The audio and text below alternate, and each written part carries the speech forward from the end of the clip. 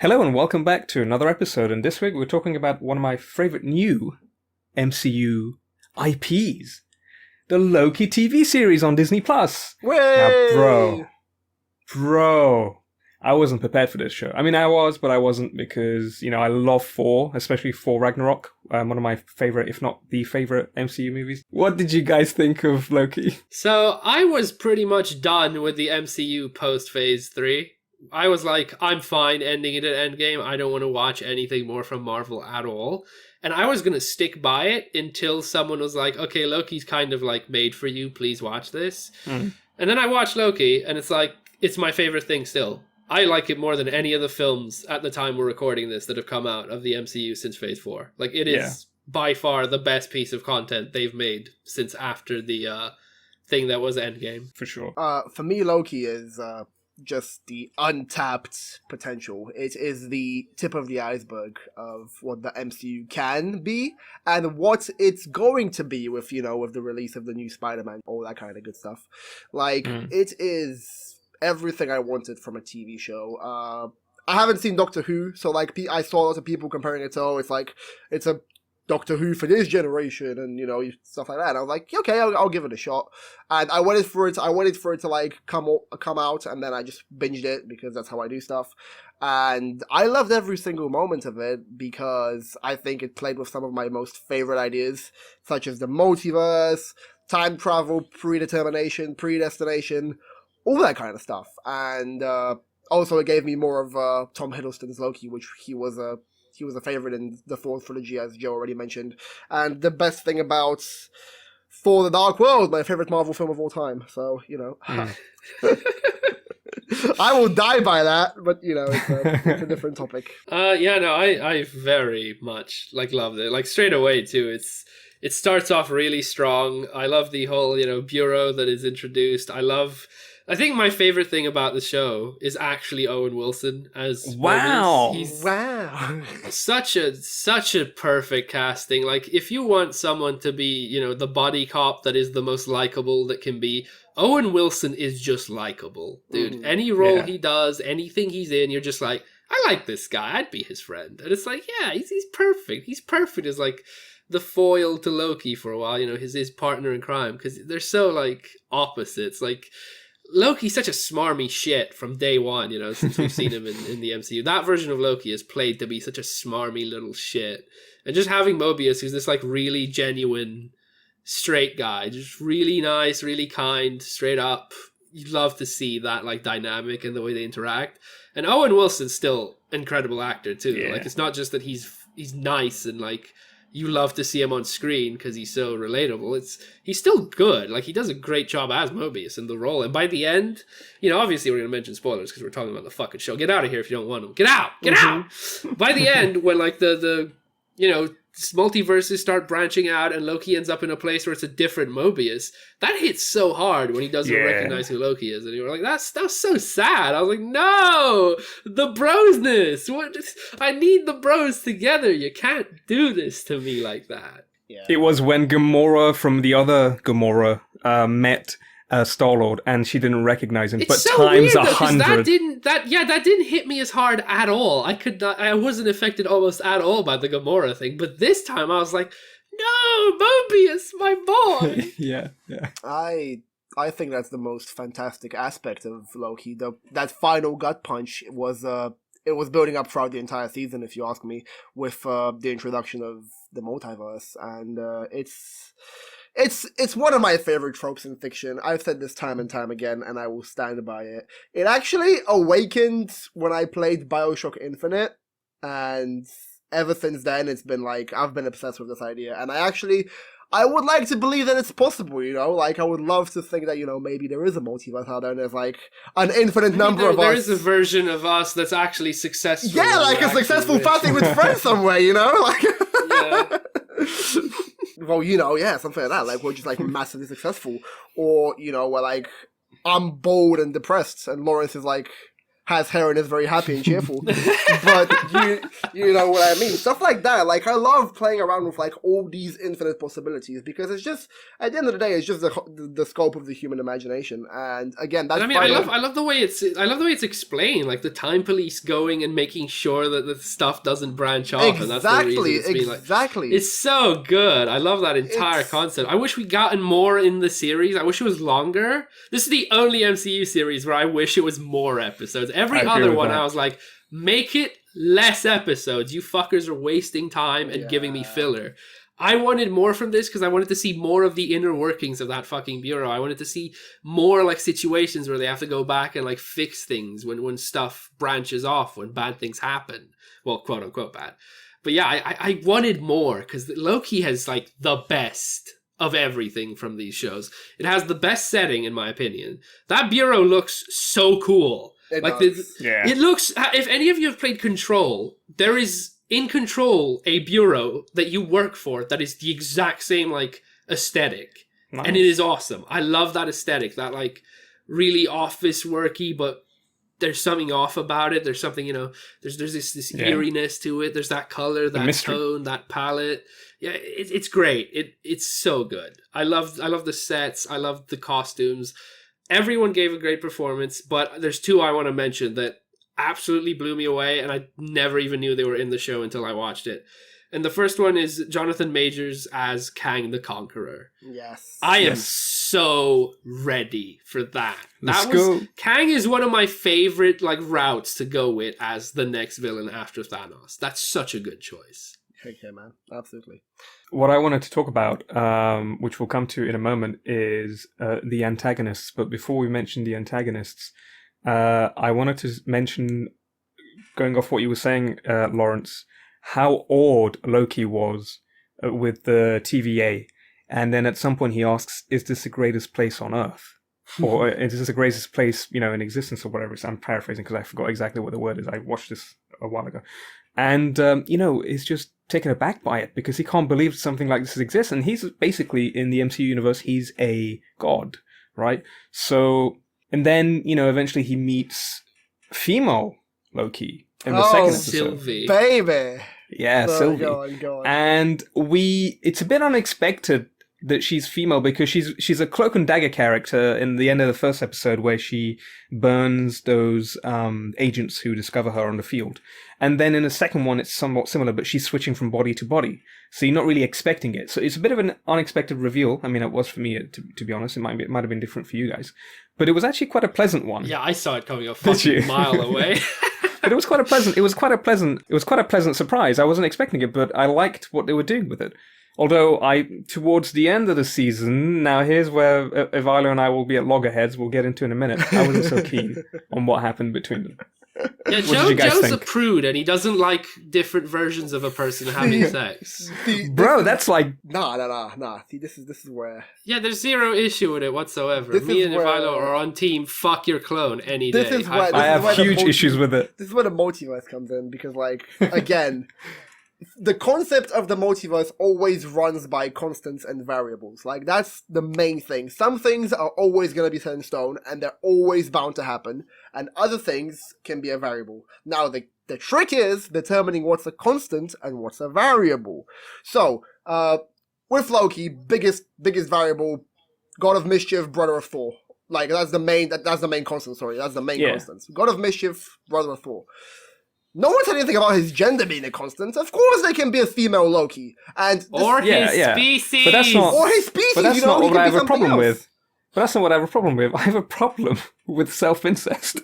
But it's not self-incest because she's a different person from a different you keep universe. Using this silly logic that's only applicable if you're in one. That's not self-incest. It's still icky though. People. Still really icky. It really fits Loki's character because he's such a big. Yeah. It's a big part of his arc as well. He learns to love himself through a different lens because all his Yeah, he learns to actually love himself. He's not just seeing himself as like, I'm the best, I'm the greatest. He's seeing himself as, oh shit, versions of me can be human too. They can be lovable. They can be good. All his life, he's been absolutely hating himself because he's been like, oh, I'm the son of a frost giant. You know, I don't belong in Asgard. I was never going to be my father's first choice. He was evil because he never really loved himself. Like, that's the thing. He's not. He's narcissistic, but he never sort of, By the end of season 1, he's had like the arc. He's actually, he's a different character. It hurts even more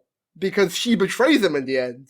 Like, that's the pain. Like, and you can argue that him learning to love himself towards the end is why he tries to stop Sylvie from doing what she does. For sure. So I can be on board with that. He's almost stopping himself. He's telling a former version of himself, I was like you. Don't be what I am or what I've done. It's so important because it's very human as well. Like, we've done that for people in life. You know, we see someone who reminds us of ourselves, and we go and we're like, you remind me of like my past mistakes. Don't do what I've become. You know, like it's so fun. And if he smashes her, Godspeed to him, you know? All the more power, you know? There's also, you probably wouldn't even be able to reproduce with someone that's genetically the same. Oh my god. Like, you legitimately probably can't. Okay, here we go into the disgusting stuff.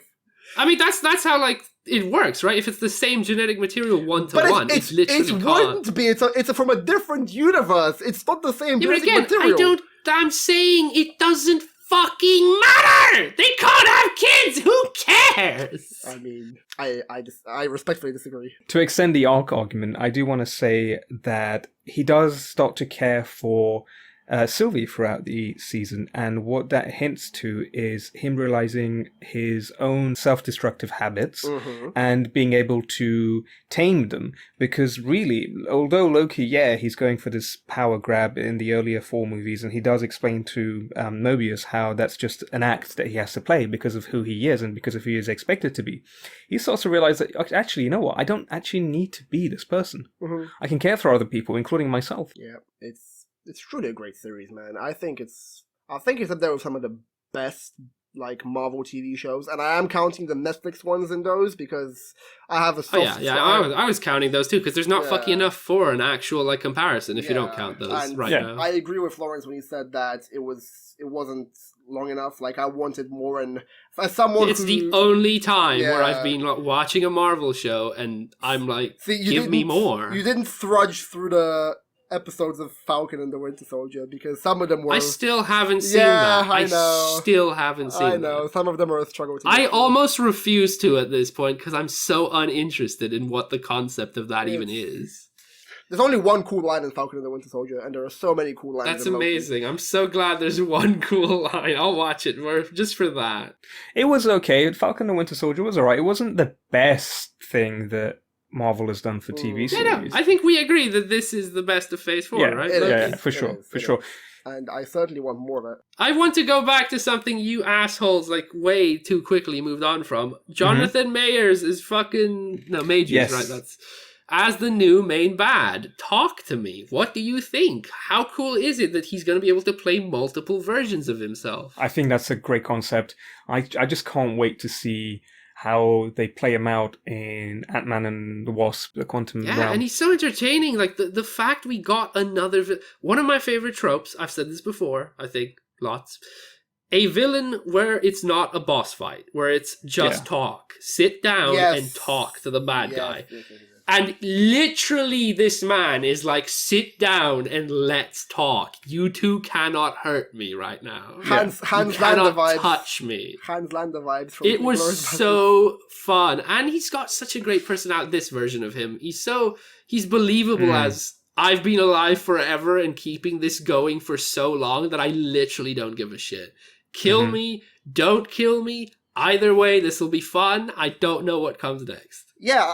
That's so good. What he says to Sylvie at the end is, see you soon, and that could either hint, obviously, at his other versions coming through the multiverse, or potentially that this is all going to culminate in him being somehow revived or resurrected at the end of the saga. Yeah. And it's like, well, I'm back at where I started, you know? And it's going to be like a loop of multiverse time. I love the scene where he's talking to them and then he suddenly stops, and he's like, oh shit! Everything Yeah, we after moved this past is the new. threshold. Yeah, That's everything past is new for me. Oh yeah, Like, no, the expression on his face Yeah, sells it so yeah. well. He actually looks like what I'd expect someone in that moment to just be like, I mean, "We've He's such a done good it." actor. the show at its core was like, it was a cool arc about Loki and his female version to like, learn to love each other, and that And it's such great setup for the rest of the that's MCU. that's like, what where I they're mean. going. Like, we went from like this story about like a toxic individual who like learns acceptance and self-love through seeing all his potential through all other versions of himself. Shout out to my guy, the other old man Loki, who like created Classic Loki. a Okay. whole fucking Asgard, Yes. and then suddenly Richard E. Grant did such a good job as Yes. classic Loki. He's my Yeah. other like surprise favorite character in this series. Yes. He is so good as like what Loki should be, which is a fucking trickster god, a magician.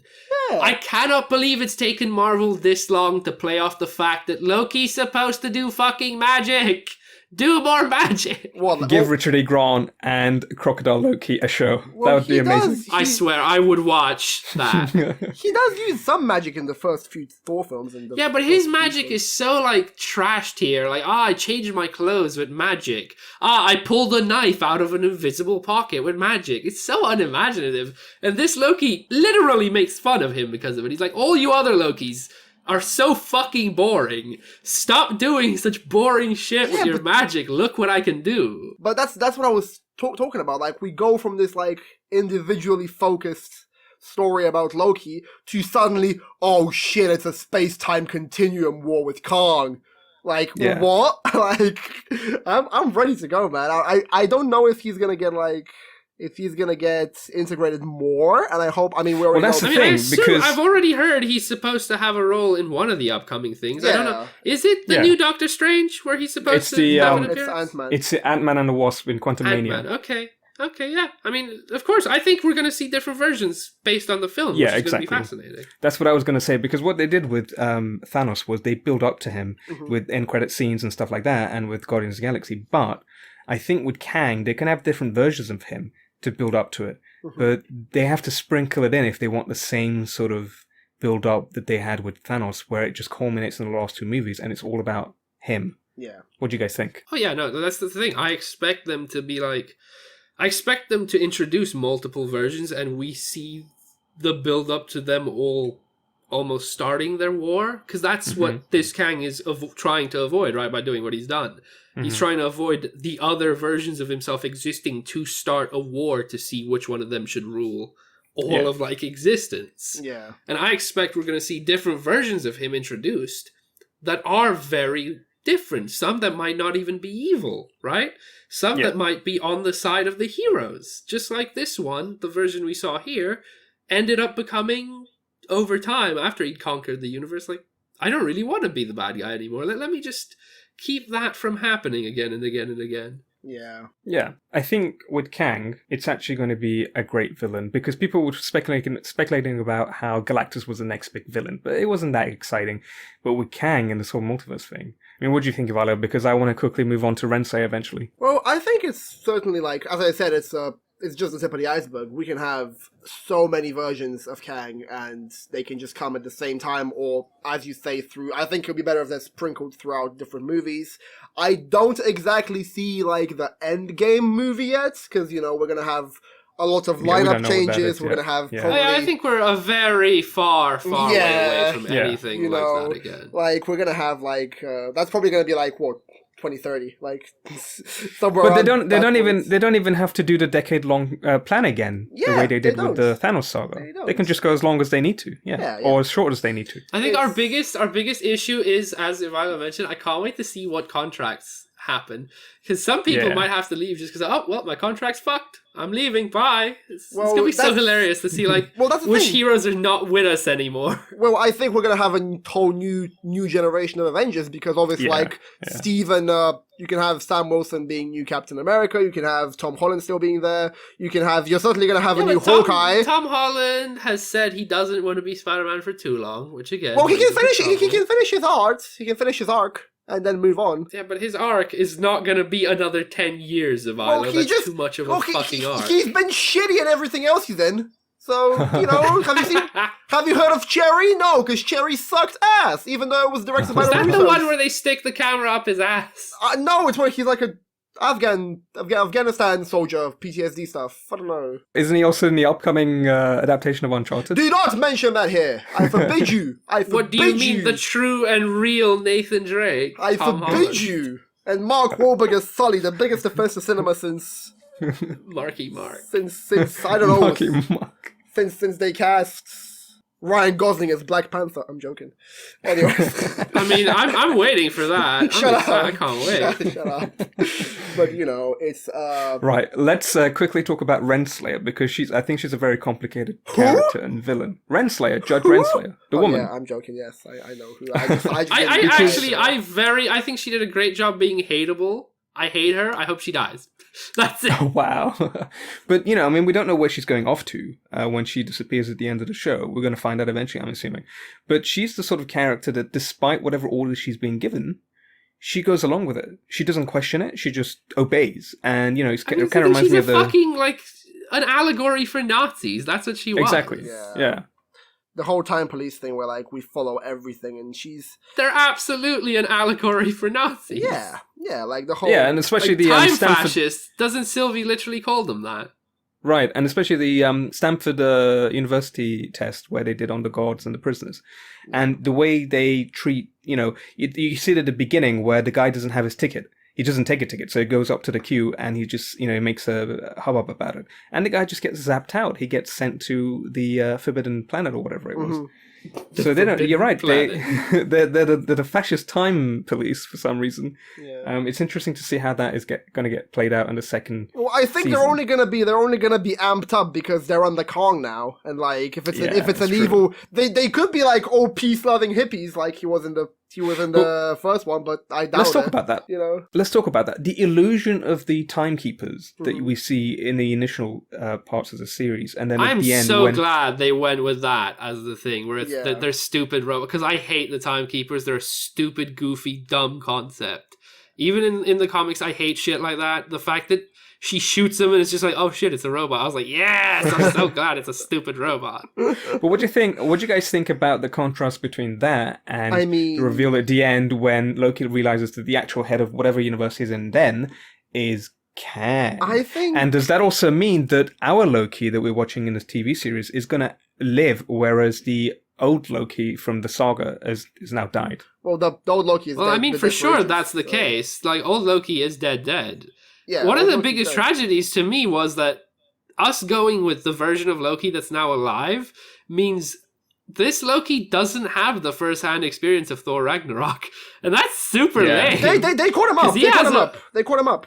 They caught him up with a video, but that's not the same as I lived through it. Ivaylo. I can watch me in a film being nice to people. That doesn't mean I'm not an asshole after. Oh my god. Right, but unless theoretically everything else that Loki goes through from now until whenever the show ends, he is somehow returned to his time, and just the same way as the Infinity Stones were, and he does end up becoming the Loki in Thor Ragnarok and Infinity Wars.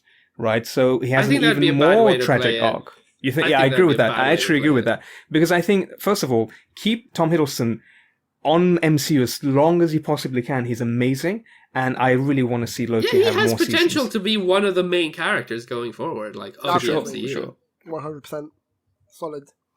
But to answer your question, it's I found it to be a bit more about I'm not gonna get all biblical, but the whole knowledge and freedom thing. They can just keep there and pretend that everything's gonna be okay, and that they're serving they're in their blissful heaven, and they're in paradise, and they're serving the timekeepers, and then once Morbius realized oh shit, I've been kidnapped, and I have a family, and Just call him Morbius. Mobius. Sorry, it's because I'm thinking of Jared Leto for some reason. I don't know. Once Jared Leto barged into the Loki audition and I want to be Mobius. You mean Morbius? He invades. Jared Leto randomly invades my thoughts. It's a condition, but the power of Jared Leto to randomly invade our thoughts. I think it's a very good comment on that whole thing, and on predestination and predetermination, because they are the people who are meant to keep the timeline going, right? Like, they're meant to keep it I got flowing. such a weird sense of excitement when you get to watch them split at the end after Kang eats it. You're just like, this is gonna be fun. Like, that was my favorite thing, because the sense of expectation and potential that just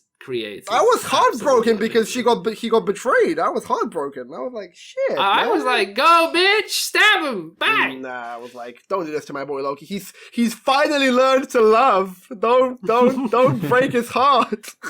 No, it's fine. Now he can go be back with Mobius, his true love. Oh my God, the bromance. But does this now mean that for whatever reason he's cut off from Sylvie and he probably is not going to see her for a long time to come? I mean, I'm assuming they're not going to be on the same screen together for a bit. They're probably going to be in different scenes. I think they're going to have a reunion, and I think that Sylvie will be the only other person who remembers that timeline.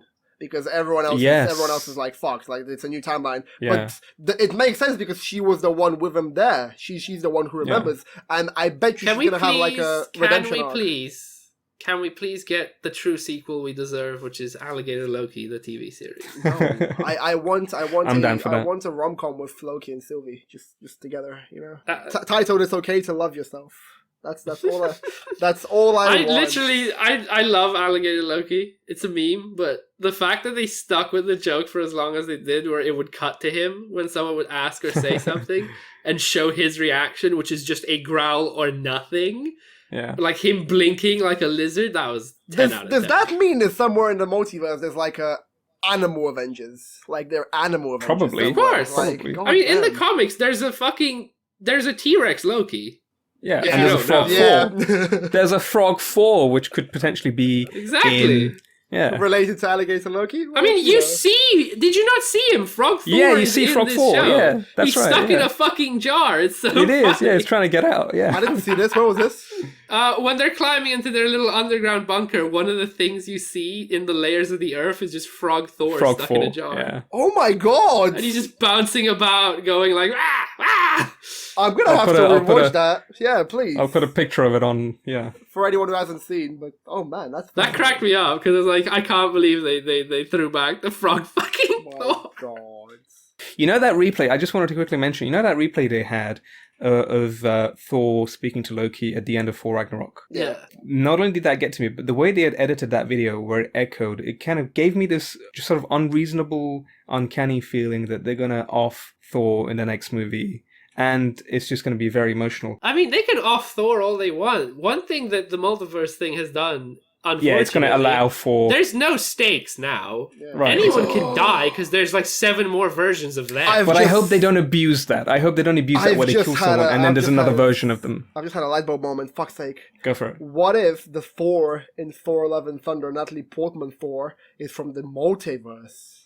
What if she doesn't inherit it from Thor, but I would way prefer that because I want Thor to keep his fucking powers. It's a multiverse Thor. I'm a genius. Taika Waititi, hit me up, bro. I got you, bro. Hire me. I wanna work. Ivaylo wants you to kiss him and Tessa at the same time. We all want to work for you, Taika Waititi. Please hire us. I want to do Jojo Rabbit 2 with you. Let's go.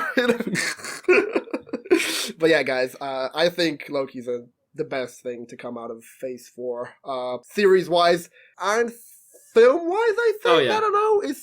I don't know. We'll see what happens with No Way Home and Shang-Chi's good. I don't know if it's on the same. By the way, stuff. I also want to praise the soundtrack for Loki. It was composed... best original soundtrack in a Marvel property in so long. Yes, it was composed by Natalie Holt, and she's done such a good job, especially the opening. The TVA intro. It's the only time I can think of where I watched a Marvel thing, and when I finished it, I went and Googled the soundtrack. I was like, I want to hear these tracks again. Yeah. You see, so basically, I was a bit hesitant to watch Loki. I know, that's going to sound crazy. It was my brother who got me into it, and it was also my brother who got me into the soundtrack. So shout out to my brother. Once I looked into it, and I realized, who had made the soundtrack and the themes and inspirations for it, the first time I ever watched the show, it reminded me of those alien conspiracy shows on History Channel. Mm-hmm. Of course. It gave that vibe, and I was like, this is so perfect for this show. I just can't wait to see what they're going to do with the next one. Wow, wow, wow, wow. Loki coming to the History Channel after 12 p.m. 12 a.m. Like, God damn. Yeah, exactly. It was the TVA. I'm telling you. It was the Literally. aliens. But yeah, this has been great. I hope you guys enjoyed the episode. Yeah. I'll hand it over to my man Joe. I just want to announce that I will be on an indefinite hiatus from the podcast after this episode. It's been a pleasure hosting, editing, and producing this podcast with these wonderful fine gentlemen. I also want to thank you, our lovely listeners, for your constant support in the past year. Most of you are, our family and friends, so it may seem like you're obliged to listen to us faff, but we greatly appreciate it nonetheless. I wish you all a Merry Christmas and a Happy New Year. Bye. Bye. Goodbye.